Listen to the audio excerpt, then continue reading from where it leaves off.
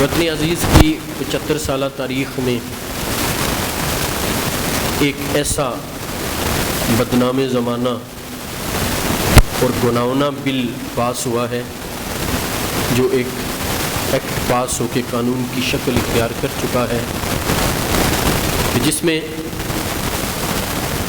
ہم جنس پرستی کو قانونی تحفظ دینے کے لیے چور دروازہ رکھا گیا۔ اب اللہ کا شکر ہے چور بھی پکڑے گئے ہیں اور چور دروازے کا بھی پتہ چل گیا ہے، نہ چور رہیں گے نہ چور دروازہ رہے گا۔ یہ بل آپ سب جانتے ہیں ٹرانسجنڈر ایکٹ کے نام سے قانون پاس ہوا 2018 میں، جب مسلم لیگ نون اور پیپلز پارٹی کی حکومت تھی۔ اس وقت اس حکومت کے آخری دنوں میں یہ بل اس وقت کے لا منسٹر نوید قمر نے پیش کیا۔ ڈاکٹر شیریں مزاری اس کی اسپوکس پرسن تھیں اور اس وقت کے اسپیکر ایاز صادق نے اس کو پاس کیا۔ لوگوں کو ٹرانسجنڈر ایکٹ کے حوالے سے یہ دھوکہ دیا گیا کہ یہ بل خواجہ سرا اور مخنث لوگوں کے حقوق کے لیے بنایا گیا ہے، یہ مسودہ ان کے لیے تیار کیا گیا ہے اور یہ قانون بنا دیا گیا ہے تاکہ جو خواجہ سرا ہیں، مخنث ہیں، ان کو ان کے ضروری لازمی شرعی حقوق حاصل ہوں۔ اس حوالے سے اس قدر عیاری اور ہوشیاری سے کام لیا گیا کہ اچھے بھلے پارلیمنٹیرینز کو نہیں پتہ چل سکا اور نہ ان کو اندازہ ہو سکا کہ اس بل کے پیچھے کیا مقاصد ہیں اور اس کے پس منظر میں کیا پروگرام چل رہا ہے۔ جمعیت العلماء اسلام کی ایک خاتون نے ایک جینون اعتراض کیا اور اس کو بھی چپ کروا دیا گیا، میں اس کی تفصیل میں نہیں جاؤں گا۔ یہ ہنڈیا بیچ چوراہے اس وقت پھٹی اور اس وقت یہ بات سامنے آئی اور سب کے سامنے کھل کے سامنے آئی کہ اس قانون کو پاس کرنے کے پیچھے کیا عزائم تھے، کیا پروگرام تھا، اور اس نام نہاد غیر اسلامی، غیر شرعی، غیر اخلاقی قانون کی کیا تباہ کاریاں ہیں، اور یہ کس قدر اللہ رب العزت کے عذاب کو دعوت دینے والا قانون ہے۔ یہ اس وقت پتہ چلا جب جماعت اسلامی کے ایک سینیٹر مشتاق صاحب نے، اللہ رب العزت ان کی سعی کو قبول فرمائے، ہم ان کو سلیوٹ کرتے ہیں، اور سچی بات ہے ایسے لوگ ہر دور میں قابل تعریف ہوتے ہیں جو حق کی آواز کو بلند کریں۔ انہوں نے 2021 میں اس وقت کے وزیر داخلہ سے یہ سوال کیا کہ آپ نے ٹرانسجنڈر ایکٹ کے نام سے جو قانون پاس کیا ہے، اس کے لیے جو آپ نے قانون سازی کر کے اس کو منظور کیا، اس کے بعد کتنے لوگوں نے اس قانون کے تحت جنس کی تبدیلی کے لیے اپلیکیشن دی ہے، اپلائی کیا ہے۔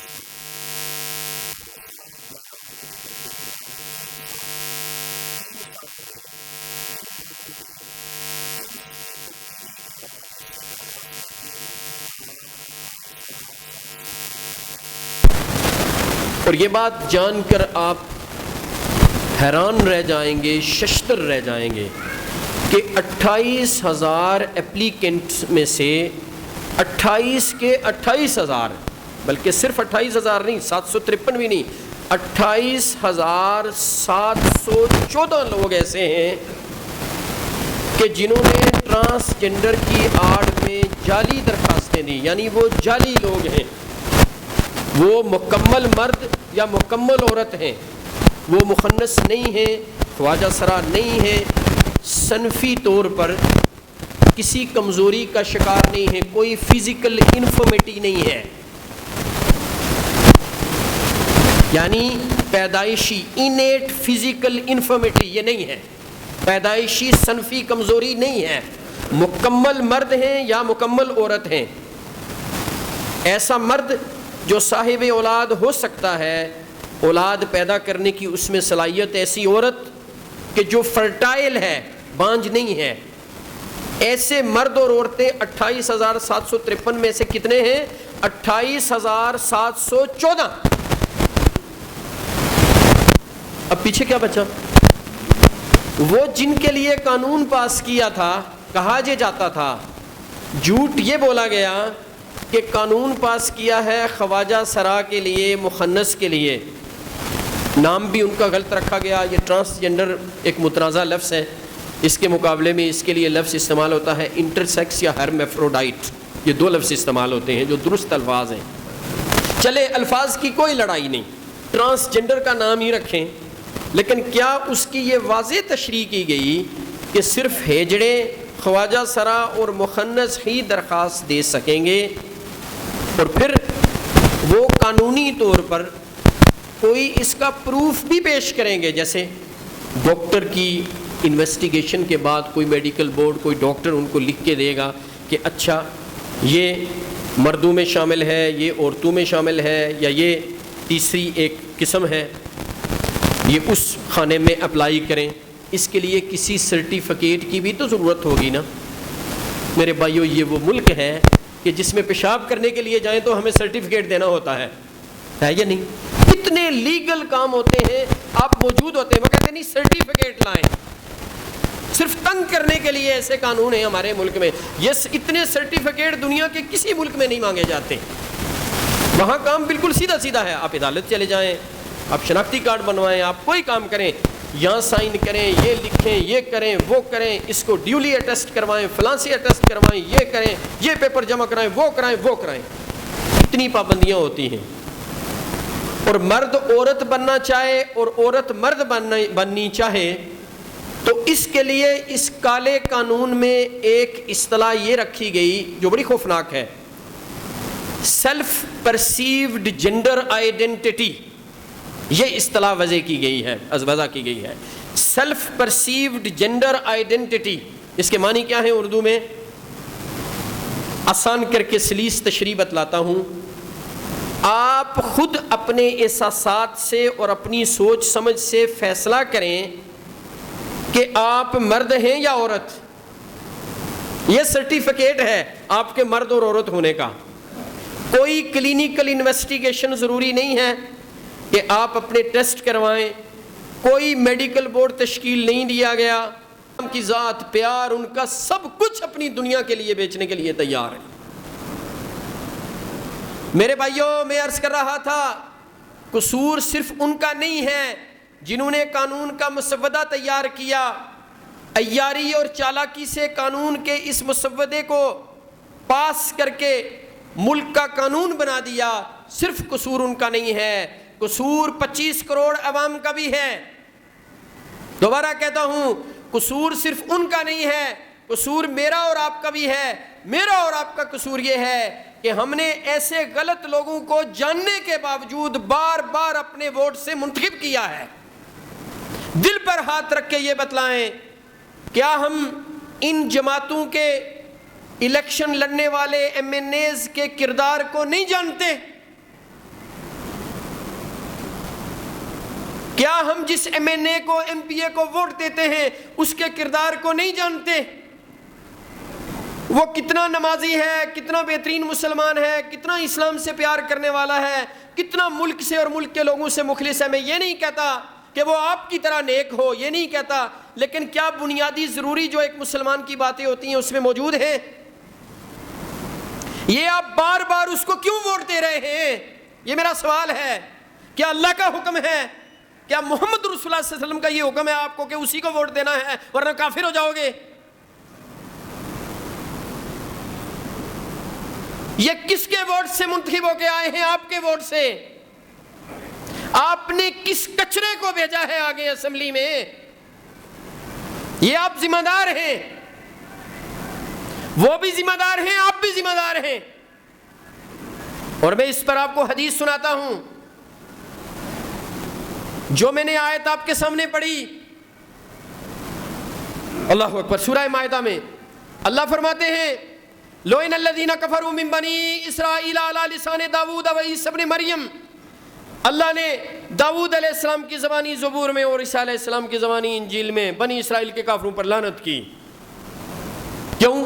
ذالک بما عصوا وکانوا یعتدون. وہ اس وجہ سے کہ وہ رب کے باغی اور سرکش اور حد سے گزر جانے والے تھے. آگے اللہ فرماتے ہیں کانوا لا یتناہون عن منکر فعلوہ.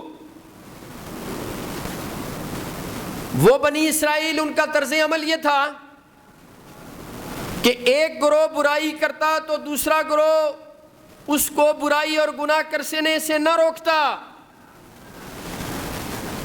ان کو اس سے منع نہ کرتا, برائی پر نکیر نہ کرتا. اور اس حدیث کی اور اس آیت کی تفسیر میں ایک مفسر مسند احمد کی یہ حدیث بیان کرتے ہیں, لکھی ہوئی ہے تفسیر میں, جو میں آپ کے سامنے ہمیشہ بیان کرتا ہوں, بہت دفعہ بیان کر چکا ہوں, کہ رسول اللہ صلی اللہ علیہ وسلم نے فرمایا, مسند احمد کی صحیح حدیث ہے, ان اللہ لا يعذب العامة باعمال الخاصة حتى يروا المنکر بین ظہرانہم وهم قادرون على ان ينکروه فلا ينکرونه فاذا فعلوا ذلك عذب الله العامة والخاصة او كما قال صلی اللہ علیہ وسلم. رسول اللہ صلی اللہ علیہ وسلم نے فرمایا اللہ رب العزت کی سنت اور طریقہ یہ نہیں ہے کہ کچھ لوگ برے ہوں, کچھ لوگ برا کرنے والے ہوں, کچھ لوگ گناہگار ہوں, کچھ لوگ حد سے گزر جانے والے ہوں, اور ان کی نافرمانیوں کی وجہ سے اللہ ساری قوم کو عذاب میں مبتلا کریں. اللہ ایسے نہیں ہے, یہ اللہ کا طریقہ نہیں ہے, یہ اللہ کی سنت نہیں ہے. بلکہ جب صورتحال یہ ہو جاتی ہے, جب صورتحال یہ ہوتی ہے کہ معاشرے میں برائی پھیل جاتی ہے اور لوگ اس بات پر قدرت رکھتے ہیں کہ اس برائی پر نکیر کر سکیں, برائی کو روک سکیں, زبان سے منع کر سکیں, احتجاج کر سکیں, نہ بولتے ہیں, نہ احتجاج کرتے ہیں, نہ برائی سے روکتے ہیں, نہ منع کرتے ہیں, بلکہ بروں کا ساتھ دیتے ہیں, بروں کو ووٹ دیتے ہیں, جو ملک کو لوٹتے ہیں ان کو ووٹ دیتے ہیں, جو غلط قانون سازی کرنے پر تلے ہیں. اب پہلے بھی ختم نبوت کے حوالے سے تلے ہوئے تھے, وہ کام نہیں بن سکا, وہ سازش بے نقاب ہو گئی. یہاں انہوں نے کام کر دیا, لیکن ان کو اندازہ نہیں تھا کہ وہ ذات کہ جو سب سے بڑی ذات ہے, جس کے قبضہ قدرت میں سب کی جان ہے, وہ سب کو دنیا میں ہی ذلیل کر دے گا. سو میرے بھائیوں, برائی پر نکیر کے بجائے برائی پر خاموش. یہ دیکھ لیجئے, سارے سینیٹرز, سارے پارلیمنٹیرینز, سارے ایم این اے, ساری جماعتوں کے خاموش. کسی کا کوئی بیان آیا ہے؟ کوئی سرگرم قسم کا ٹویٹ ہی آیا ہے تو مجھے بتلا دے, میں نے تو نہیں سنا. اگر آج کی ڈیٹ تک آیا ہے تو مجھے بتلا دے, کل سب کا آ جائے گا. اس لیے کہ اب آج سے احتجاج شروع ہے, اب سب بولیں گے. کیسے بنائیں گے کہ ہمیں ووٹ دو؟ اللہ کے بندو, برائی کو دیکھ کے میرا آپ کا چہرہ متغیر نہ ہو, پھر اللہ کا عذاب آ جائے گا. فرمایا فَإِذَا فَعَلُوا ذَلِكَ, جب لوگ برائی کریں, ایک گروہ بہت برا ہو جائے اور دوسرے ان کو منع نہ کریں, بے شک وہ برے نہ ہوں, بے شک وہ ان جیسے برے لوگ نہ ہوں, لیکن ان کو اس برائی سے, اعتداء سے, نافرمانی سے احتجاج نہ کریں, ان کی برائی کو برا نہ جانیں, تو رسول اللہ صلی اللہ علیہ وسلم نے فرمایا عذب اللہ العامۃ والخاصہ, میرا اللہ ہر خاص و عام کو عذاب میں مبتلا کر دیتا. یہ سیلاب آیا ہے, ہر خاص و عام رگڑا گیا ہے. ابھی اور آئیں گے سیلاب، یہ تیز آندیاں، یہ فصلوں کی تباہی، یہ جانوروں کا پانی میں بہہ جانا. اب پتہ چلے گا نا اگلی قربانی پہ کہ کیا ریٹ ہے، جانور کا کیا ریٹ ہے، یہ اگلی قربانی پہ پتہ چلے گا. 6 مہینے بعد پتہ چلے گا آٹے کا ریٹ کیا ہے. یہ کس کا قصور ہے؟ کیا میرا اللہ ظالم ہو گیا ہے؟ کیا میرا رب آپ کو سزا دینا چاہتا ہے؟ کائنات کے رب کی قسم نہیں، اللہ کی یہ سنت نہیں ہے. اللہ اس بستی کو کبھی عذاب میں مبتلا نہیں کرتے. وَأَهْلُهَا مُصْلِحُونَ، کہ جس بستی کے رہنے والے اصلاح کرنے والے ہوں. اللہ تو انہی کو تباہ کرتے ہیں جو اللہ کی نافرمانی کرتے ہیں اور جو ان کے چمچے اور کڑچھے ہوتے ہیں کہ وہ ان کا ساتھ دیتے ہیں. اللہ ان کو ہلاک کرتے ہیں جو بہت برے سرکش باغی اور نافرمان ہوتے ہیں اور جو ان کے پیچھے چلنے والے ہوتے ہیں. ٹوپیاں لگائی ہوئی، داڑھی رکھی ہوئی، شلوار رکھنے سے اوپر، اور کس کے پیچھے چل رہا ہے؟ جو باغی ہے، جو سرکش ہے، جو اعتداء والا ہے، جو کتاب و سنت کا دشمن ہے، جو مسلمانوں کا دشمن ہے، ان کے مفادات کا دشمن ہے، جو غیروں کی طرف دیکھتا ہے، جو کافروں کا ایجنٹ ہے، اس کے پیچھے ہے. تو اس کے پیچھے کہاں جا رہا ہے؟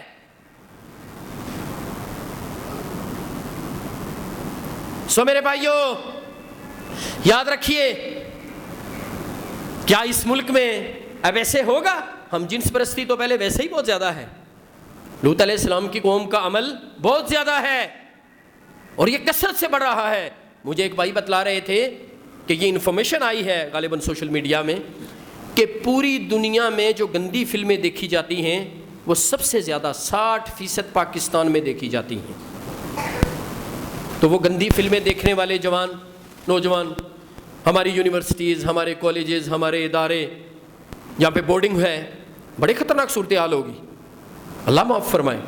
میں کوئی پیسیمسٹک نہیں ہوں، مطلب آدمی کو اچھا پہلو لینا چاہیے، لیکن میں حقیقت بیان کر رہا ہوں کہ بڑے برے حالات، پہلے سے برے حالات ہیں. ایسی قانون سازی کی گئی کہ اچھا قانون سازی کر دو کہ مرد سے شادی کرے. او ظالمو، لوط علیہ السلام کی قوم بھی یہ جرت نہ کر سکی کہ کوئی قانون سازی کرے. وہ صرف برائی کرتے تھے. اللہ رب العالمین نے ان پر 6 عذاب بھیجے. میرا اللہ اتنا طاقتور ہے کہ اس کا ایک بندہ جبریل، اس کا ایک فرشتہ، اس کا ایک بندہ جبریل اپنے ایک پر اس پوری بستی، اس کی زمین، اس کے عوام، اس کی تمام چیزوں کو اٹھا کے اوپر لے جاتا ہے. جبریل کا ایک پر ہے، بستی کو اٹھایا، بلندی پر لے گیا، الٹا کر کے زمین پر پٹک دیا، اور پھر جو آسمان سے پتھر برسے، ہر ایک پتھر پر اس کا نام تھا جس کو پتھر لگا اور پتھر نے اسے کچل دیا. یہ عذاب کن کو ہوا؟ یہ عذاب ان کو ہوا کہ جنہوں نے یہ گناہ کیا تھا. اور آپ کو پتا ہے گناہ کو جسٹیفائی کرنے والا اور گناہ کو قانونی شکل دینے والا اس گناہ کرنے والے سے ارب ہاتھ درجے آگے ہے. ارب ہاتھ درجے گناؤنا جرم ہے.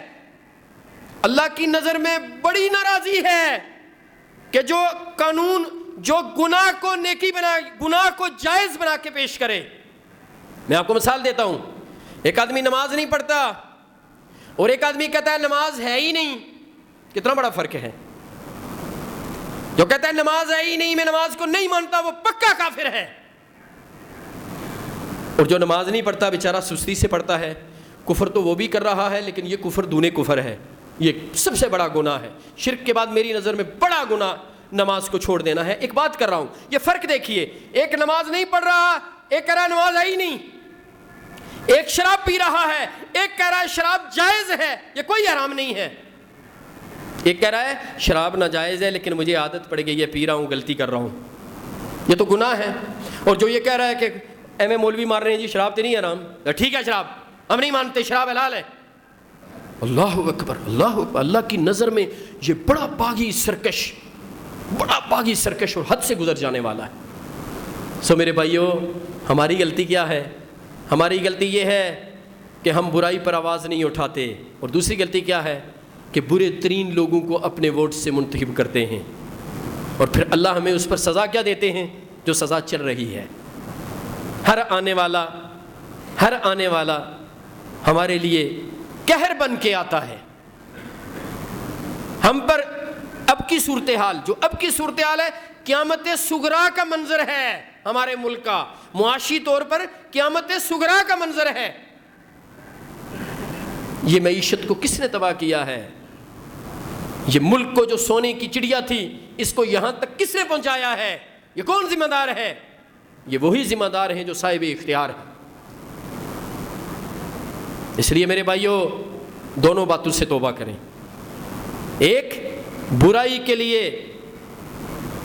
اپنی آواز کو بلند کیجئے، برائی جو عوام کے خلاف جو بات ہو، جو ملک کے خلاف ہو، جو مسلمانوں کے خلاف ہو، جو ملک کے مفاد کے خلاف بات کرے، اس کے لیے اپنی آواز بلند کریں، وہ کوئی ہو، میں ہوں، آپ ہوں، ایکس وائی زیڈ کوئی ہو، یہ پرواہ نہ کیجئے یہ بڑا ہے یا چھوٹا ہے۔ اور دوسری بات، اللہ کے لیے اپنے ووٹ سے اس کو منتخب کیجئے جو اس ملک کا خیر خواہ ہو، جو اس ملک کا خیر خواہ ہو۔ یہ کام چھوڑ دیجئے۔ اور دینی جماعتوں سے آخری عرض کروں گا کہ اب ہوش کے ناخن لیجئے۔ اب بھی اگر آپ کے کان آنکھیں بند ہیں، دل بند ہے، تو اس کا کوئی علاج نہیں ہے۔ ہاں، اللہ کا عذاب آئے گا، اس سے علاج ہو جائے گا۔ اب آپ ان جماعتوں کو چھوڑ کر کوئی متفقہ طور پر اپنا ایک مضبوط سیٹ اپ بنائیں، ساری دینی جماعتیں مل کے۔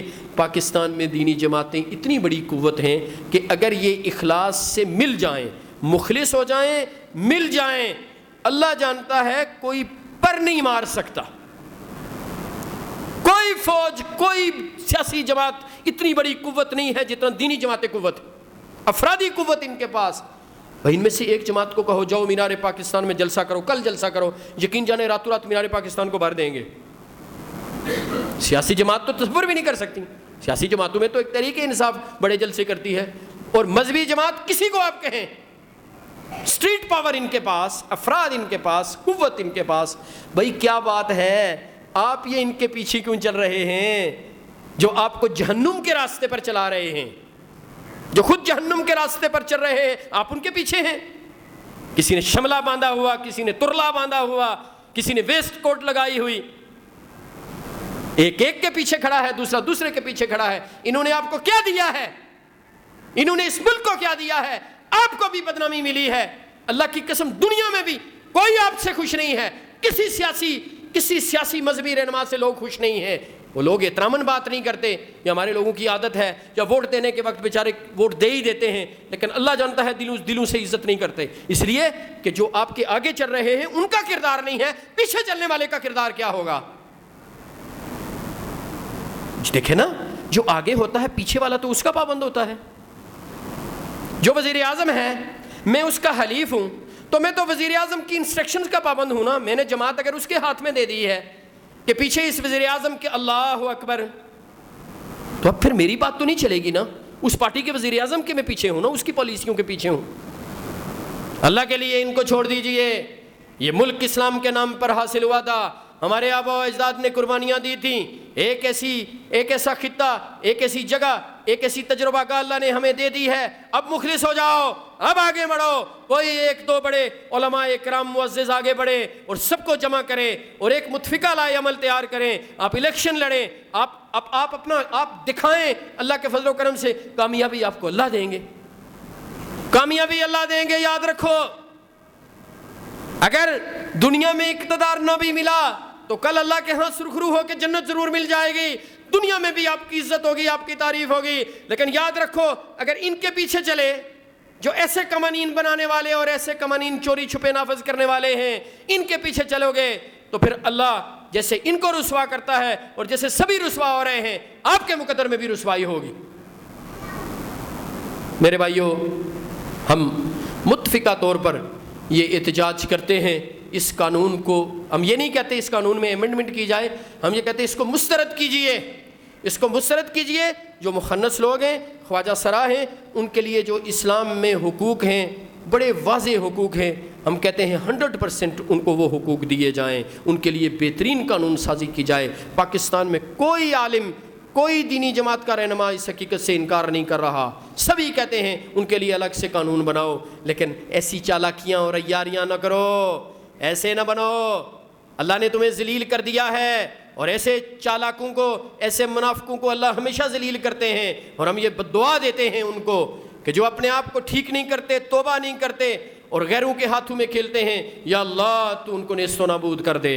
اے اللہ تو ان کو ذلیل کر دے، اے اللہ جو ملک کے دشمن ہیں، جو پاکستان کے دشمن ہیں، جو اسلام کے دشمن ہیں، جو عوام کے دشمن ہیں، جو غیروں کے ایجنٹ ہیں، جو نفاق والے ہیں، جو مسلمانوں کو تنگ کرنے والے ہیں، جو مسلمانوں کو برباد کرنے پہ تلے ہوئے ہیں، یا اللہ تو ان کو نیست و نابود کر دے، اے اللہ ان کو کفر کردار تک پہنچا، اے اللہ ان کو عبرتناک سزا دے دے، اے اللہ ان کو نشان عبرت بنا دے۔ اقول قولی ھذا واستغفر اللہ لی ولکم ولسائر المسلمین وآخر دعوانا ان الحمد للہ رب العالمین۔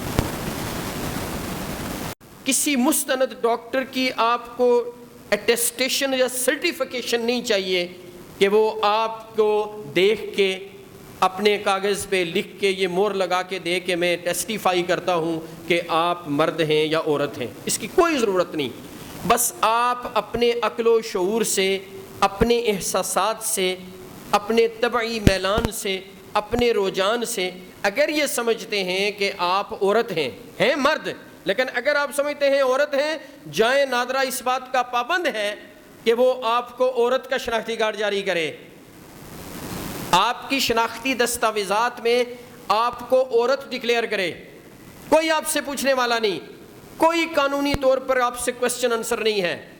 اسی طرح کوئی عورت یہ سمجھتی ہے وہ اوریجنلی عورت، جینونلی عورت ہے، لیکن وہ یہ سمجھتی ہے اپنے طبعی میلان کی وجہ سے یا کسی نفسیاتی بیماری کی وجہ سے یا کسی معاشرتی حوالے سے کسی الجھن اور تناؤ کا شکار ہے، وہ اپنے آپ کو مرد سمجھتی ہے یا مرد ظاہر کرنا چاہتی ہے، تو وہ نادرہ چلی جائے اور جا کے صرف یہ کہے کہ میں اپنے آپ کو، یعنی سیلف پرسیوڈ جینڈر آئیڈینٹی کی اصطلاح کے تحت میں اپنے آپ کو مرد سمجھتی ہوں، تو وہ اس کو مرد ڈکلیئر کر کے مردوں کا شناختی کارڈ جاری کر دیں گے، اور وہ اس ملک کا مرد ہوگا۔ ہے عورت لیکن وہ مرد شمار ہوگی، قانوناً مرد۔ دوسرا شخص ہے مرد لیکن قانوناً عورت۔ یہ ہے سیلف جینڈر، اور اپنا کیا وہ کہتے ہیں ٹرانس جینڈر آئیڈینٹی یا ٹرانس جینڈر قانون، کہ اس میں اپنے آپ کو ٹرانسجنڈر بنانے کے لیے کتنا آسان طریقہ وضع کیا گیا ہے۔ قربان جائیں ان کی قانون سازی پہ اور ان کی دانش مندی پہ اور ان کے عقل و شعور پہ، کہ سیلف پرسیوڈ جینڈر آئیڈینٹی کے تحت آدمی اپنے آپ کو جو مرد ہے عورت کہلوائے، جو عورت ہے مرد کہلوائے، گورنمنٹ سے سرٹیفکیٹ حاصل کرے، اور پھر اگر مرضی ہے تو آپس میں شادی کر لیں۔ اب دیکھیں نا، یہ دلچسپ بات ہے کہ مولوی صاحب کے پاس جب نکاح ہوتا ہے تو عورت نہیں سامنے ہوتی، اس کا شناختی کارڈ آتا ہے، نہیں ہوتا ہے نا جی؟ بیٹی کا شناختی کارڈ ہے تو بیٹی کے والد کہتے ہیں ہے جی، آپ ولی ہیں، موجود ہیں، یہ جی رجسٹر لے جائیں، بچی سے دستخط کروا کے لائیں۔ وہ دستخط اس کی ایک انڈائریکٹ کنسنٹ بھی ہوتی ہے کہ وہ دستخط کر کے پیپر آ جاتا ہے، اور میں سمجھتا ہوں کہ اب بچی کی رضامندی ہے، چونکہ اس نے سائن کر دیے ہیں، والد گیا ہوا تھا کاغذ لے کے، اس کا ماموں گیا ہوا تھا اور اس پیپر پہ سائن کروا کے لایا ہے، یہ شناختی کارڈ موجود ہے اور میں نکاح پڑھاؤں۔ تو میں کس کا نکاح پڑھاؤں گا؟ جو پردے میں بیٹھا ہوا مرد ہے، میرے پاس شناختی کارڈ میں عورت ہے، تو میں اس کا مرد سے نکاح پڑھاؤں گا؟ میرے بھائیو دیکھیے، یہ ہے قانون۔ یہ بات جو میں کہہ رہا ہوں، میرے پاس ایک انہوں نے پی ڈی ایف بھیجا ہے، یہ اس سے ڈیٹیل لے کے، باقی جو علماء اکرام کے کچھ کلپس بھی آئے ہیں وہ بھی میں نے سنے ہیں، جن میں ڈاکٹر حماد لکھوی صاحب ہیں، ہشام الہی ظہیر صاحب ہیں، ان کا بھی ایک کلپ ہے، لیکن لکھوی صاحب کے بھی 2-3 کلپ آئے ہیں۔ لیکن یہ جو میں آپ کو معلومات بتلا رہا ہوں، یہ باقاعدہ پی ڈی ایف سے پڑھ کے بتلا رہا ہوں، کسی کی زبانی نہیں بتلا رہا۔ یہ اعداد و شمار میں آپ کو اس پی ڈی ایف سے پڑھ کے بتلا رہا ہوں، وہ میں نے پتہ نہیں کتنی مرتبہ پڑھا ہے ان 2 دنوں میں۔ اب میرے بھائیو، یہ ہے قانون۔ آپ اندازہ لگائیں، یہ مخنث لوگوں کے لیے ہے، یہ خواجہ سرا لوگوں کے لیے ہے۔ ہمیشہ پاکستان میں ایک رواج اور رجحان ہے کہ کنسپیریسی تھیریز عام کی جاتی ہیں، کہ جی فلاں جگہ سے سازش ہو گئی، فلاں نے کہا، فلاں نے کہا، فلاں نے کہا۔ وہ باتیں ٹھیک بھی ہوتی ہیں، لیکن ان کا کوئی اتھینٹک اور مستند پروف نہیں ہوتا۔ اس کالے قانون کے باطل ہونے کا، اس کالے قانون کے پیچھے جو غلط عزائم ہیں، وہ 2+2=4 کی طرح واضح ہو گئے ہیں نادرہ کے اعداد و شمار سے۔ اب یہ اعداد و شمار بھی حکومت نے دیے ہیں، اب بتلائیے اس میں کوئی مولوی صاحب کسی بات کا غلط مطلب لے رہے ہیں یا سینیٹر مشتاق کوئی غلط بات کہہ رہے ہیں کہ اس قانون کے جو بینیفیشریز ہیں وہ 98% ہی جعلی اور غلط ہے، اور اس سے ہم جنس پرستی کو فروغ مل رہا ہے. اب ہم اس کو کیا کہیں؟ اور یہ بھی جھوٹ بولا گیا جی اسلامی نظریاتی کونسل نے اپروو کیا ہے. وفاقی شرعی عدالت میں یہ کیس موجود ہے، حکومت وہاں ججز کا کورم پورا نہیں ہونے دیتی کہ کہیں ججز کا کورم پورا ہو جائے تو وہ سارے جج مل کے اس قانون کو مسترد نہ کر دیں، اس لیے کہ ہماری جو قرارداد مقاصد ہے نا اس میں یہ بات واضح طور پر درج ہے کہ اس ملک کا سپریم لا قرآن و حدیث ہوگا. کوئی قانون قرآن و حدیث کے خلاف بنایا جائے، منظور کیا جائے، وہ آٹومیٹکلی کالعدم ہو جائے گا. اور اس کی کینسلیشن کے لیے وفاقی شرعی عدالت بھی ہے کہ وفاقی شرعی عدالت اگر یہ فیصلہ دے دے یہ غیر اسلامی ہے، کوئی اس کو چیلنج نہیں کر سکتا انکلوڈنگ سپریم کورٹ. اب وہاں ججز کا کورم ہی پورا نہیں ہونے دے رہے. میرے بھائیوں، اس خوبصورت اور بہترین بل میں جس میں ہماری دنیا اور آخرت کی ترقی کی ضمانت ہے، اس میں شرکت کرنے والی بہترین جماعتیں مسلم لیگ نون، پیپلز پارٹی اور تحریک انصاف کا بھی کچھ حصہ ہے. یہ ہیں آپ کے وہ منتخب پیارے اچھے خیرخواہ نمائندے، آپ کے آئیڈیل، جن کو آپ ووٹ بھی دیتے ہیں، جن کے لیے آپ ماریں بھی کھاتے ہیں، جن کے لیے آپ اپنے سگے بھائیوں کے گریبان بھی پکڑتے ہیں، جن کے لیے مسجدوں میں بھی آپ ایک دوسرے کو گالی گلوچ کرتے ہیں، اور جن کے لیے آپ ایک دوسرے سے تعصب، ذاتی اناد بنا کے باقاعدہ دشمنی کر کے اپنی آخرت اور دنیا دونوں تباہ کرتے ہیں.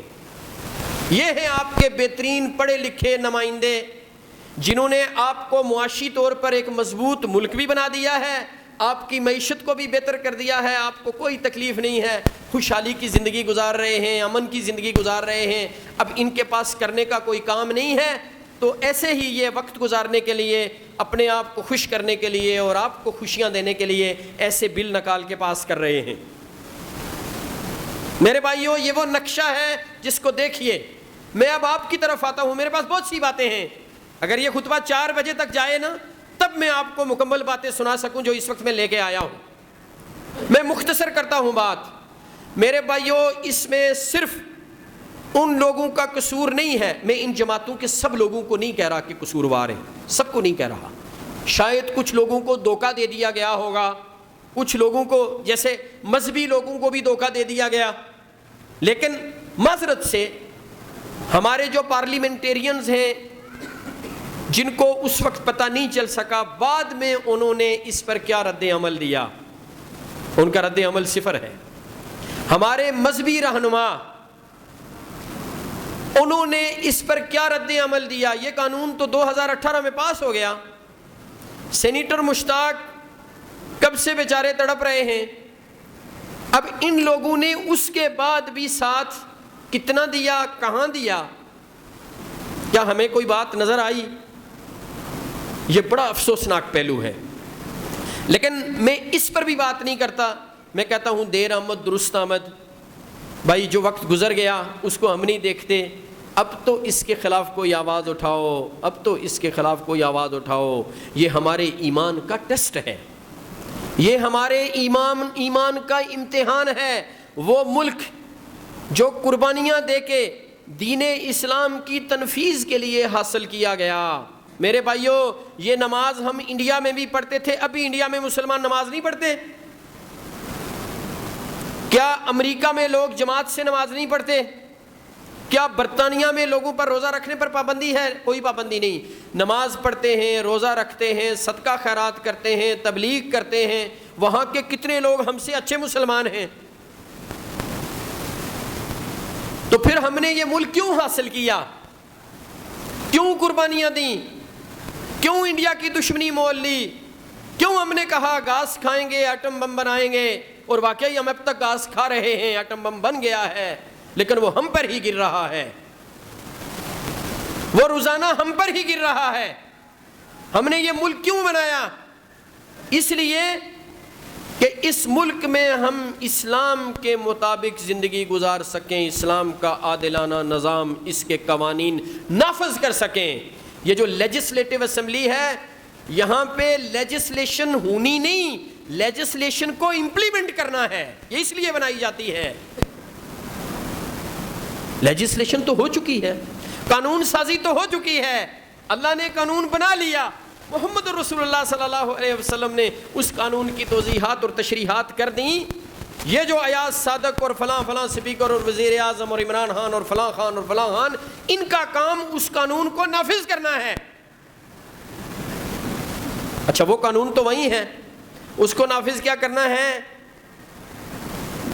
فیٹف ہمیں کہے کہ ہم آپ کو پیسے نہیں دیں گے جب تک آپ یہ قانون نافذ نہیں کریں گے، ہم کہتے ہیں ہم سے خوش ہو جاؤ، ہمیں پیسے دے دو، ہم یہ قانون بھی نافذ کر لیں گے، کیا مسئلہ ہے، ٹرانسجنڈر ایکٹ بھی نافذ ہو جائے گا، یہ بھی پاس ہو جائے گا۔ وہ امریکن جو تھا نا، غالباً سینیٹر تھا، اس نے غلط بات نہیں کہی تھی کہ پاکستانی وہ ہیں جو پیسے کے پیچھے اپنی ماں کو بھی بیچنے کے لیے تیار ہیں۔ بھئی ہم اسلام، دین، رب العالمین، نبی علیہ السلام